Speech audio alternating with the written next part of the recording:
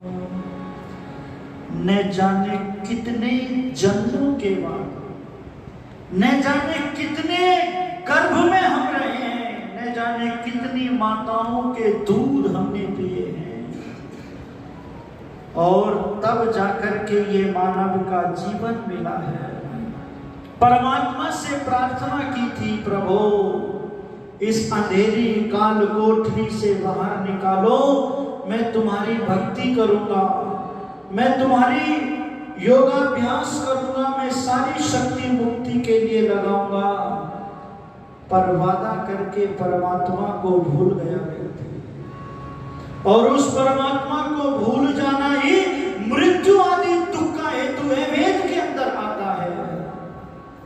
और मैं आपसे चर्चा करने लगा था कि भगवान का जो भक्त है सुख और दुख में भी ईश्वर के भजन को छोड़ता नहीं है। कोई शिकायत नहीं करता है, कोई शिकवा नहीं करता है, राजी है हम उसी में जिसमें तेरी रजा है। यूं भी वाह वाह है और यूं भी वाह वाह है। भूले ना भूले ना भूले ना प्रभु याद रहे। कब कब याद रहे प्रभु, सुख में भी और दुख में भी। भगवती सीता के जीवन को उठा करके पढ़ना। पति के वियोग में या तो राम को याद करती थी या ईश्वर को याद करती थी, संध्या करती थी विपरीत परिस्थिति में भी, और जब सुख की घड़ी थी तब भी संध्या करती थी सीता। सुनिएगा, बहुत सुंदर पंक्तियां हैं। भूले ना भूले ना भूले ना प्रभु याद रहे। भूले ना भूले ना भूले ना प्रभु याद रहे, प्रभु याद रहे।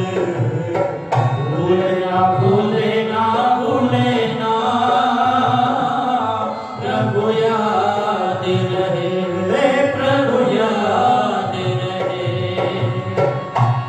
सुख में रहे या दुख में, जैसा भी हाल होवे, सुख में रहे या दुख में, जैसा भी हाल होवे, चाहे घर में हो गरीबी, चाहे माला माल होवे। भूले ना भूले ना भूले ना प्रभु याद रहे।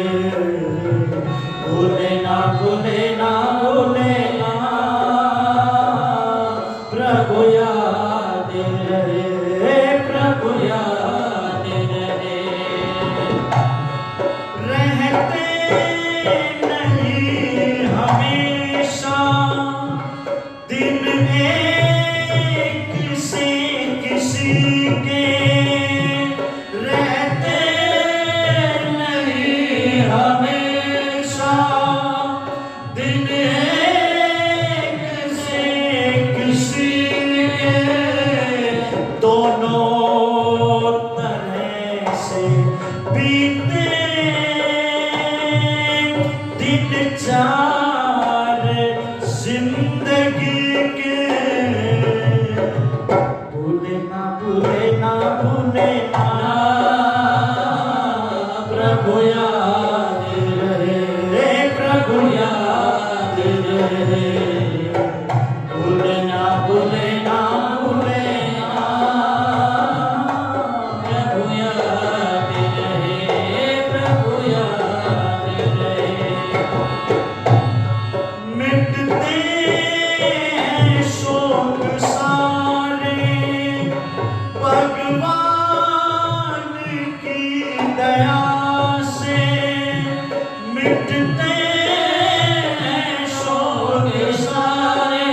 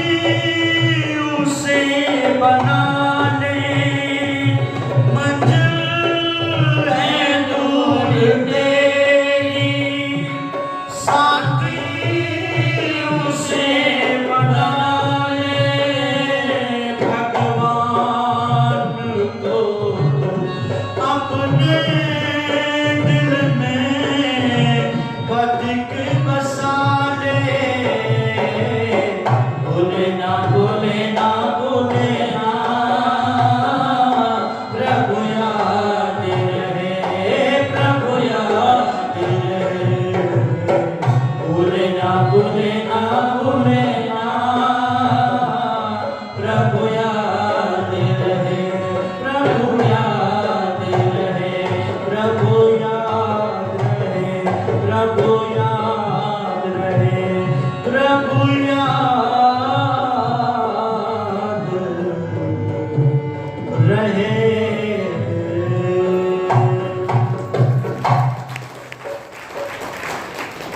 भूले ना भूले ना भूले ना, प्रभु याद रहे।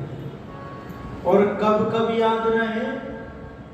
सुख में रहे या दुख में, कैसा भी हाल हो पर वो ईश्वर याद रहे। मुझे एक घटना याद आती है पंडित लेखराम की।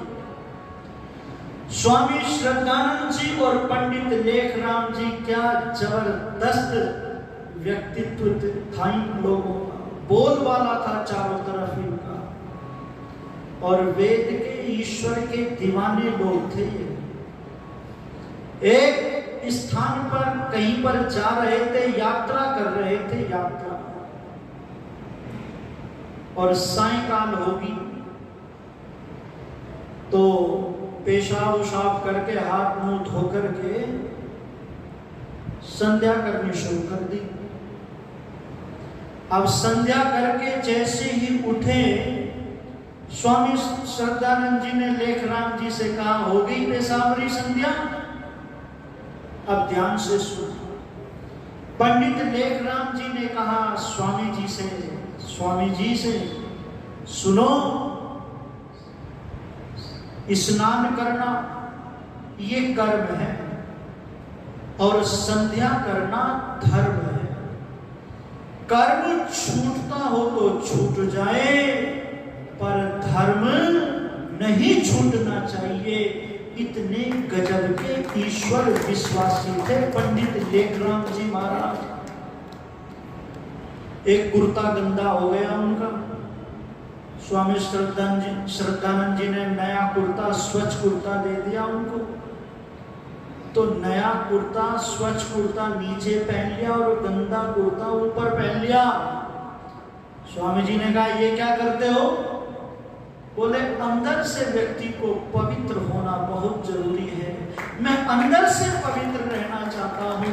मैं कहना चाहता हूँ कि व्यक्ति अंदर से पवित्र होना चाहिए। बाहर से कैसा भी हो चलेगा, पर व्यक्ति अंदर से सुंदर होना चाहिए। क्या गजब के ईश्वर विश्वासी पंडित लेखराम जी महाराज। किसी दिन चर्चा करूंगा, आज तो समय दौड़ चला है। पंडित लेखराम का जो बलिदान है, अतुलनीय बलिदान है।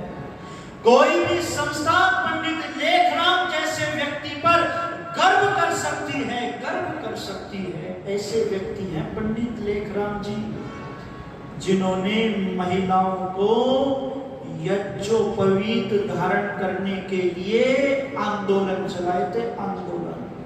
आज उनकी चर्चा बहुत कम होती है। मैं एक दिन चर्चा करूंगा, जिस दिन ऋषि दयानंद जी की चर्चा करूंगा कि क्या गजब का जो है ऋषि के विषम को बढ़ाने में उन्होंने दिन देखा ना रात देखा। सारी सुख सुविधाएं, ऐशो आराम की जिंदगी का त्याग करके राष्ट्र और समाज के लिए बलिदान दिया उसने अपने जीवन को। वो व्यक्ति कहता है कि ईश्वर का चिंतन व्यक्ति का कभी नहीं छूटना चाहिए, संध्या नहीं छूटनी चाहिए, और यदि छूट जाए तो उसको शूद्र की कोटि में रखने का भी विधान है। वो शूद्र हो जाता है जिस दिन ईश्वर का ध्यान नहीं करता।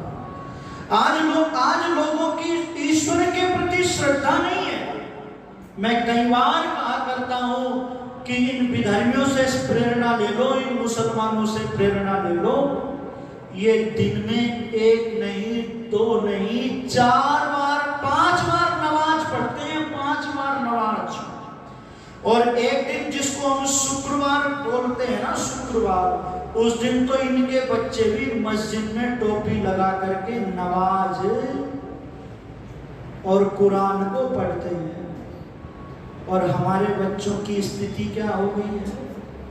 हमारे बच्चों को तो छोड़ दीजिएगा, 80 साल का व्यक्ति भी भगवान की भक्ति की बात कहो तो नाराज हो जाता है।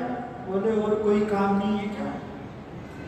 मैं निवेदन करने लगा हूं आपसे कि ईश्वर को पकड़ लेने से ईश्वर को जान लेने से सब कुछ जान लिया जाता है, उसको प्राप्त करने में पर सब कुछ प्राप्त हो जाता है, उसका आशीर्वाद मिलने से मुश्किलें आसान हो जाती हैं, उसकी कृपा जब बरसती है तो व्यक्ति निहाल हो जाता है, व्यक्ति निहाल हो जाता है। और फिर यही कहता है